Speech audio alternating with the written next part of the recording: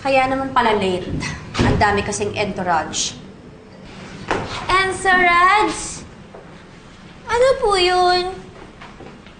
Tinay, you have to work with them.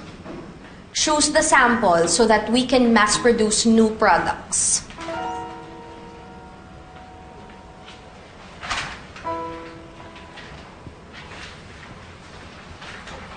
Tita Helga, pwede po bang iuwi na lang po ni Nanay?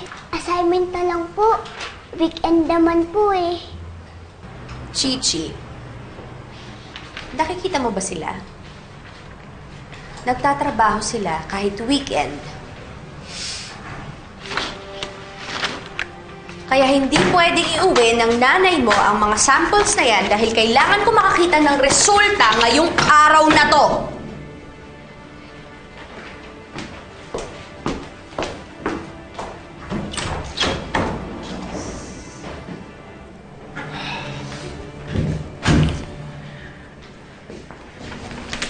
Tinay, ang mabuti pa, gawin na lang natin to para matapos na.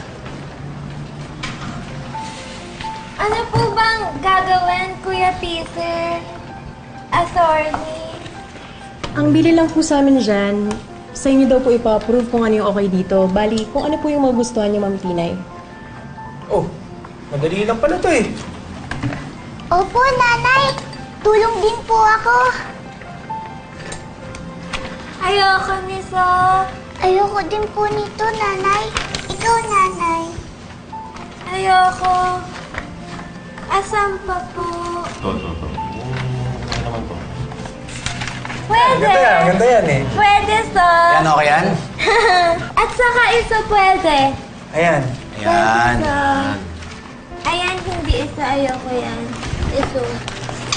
Ito, Nanay. Gusto mo ba? Pwede po. At sige, pwede. Nandun pa si Tinay sa office Hindi pa umaalis.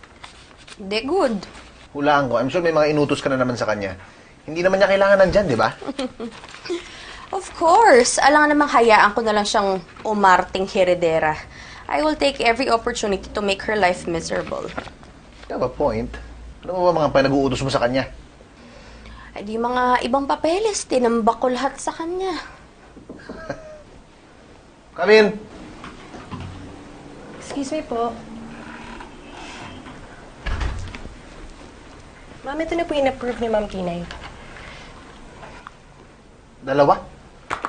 Are you joking? Dalawa lang pinili niya? Yan lang daw po yung gusto ni Ma'am Tinay. Okay, we'll just take care of this. You may leave now. Ay po, excuse me. Dalawa? Mangmang talaga. Walang alam. Oh, mangmang eh. Bakit ka nakatawa? Para natin explain sa board yan.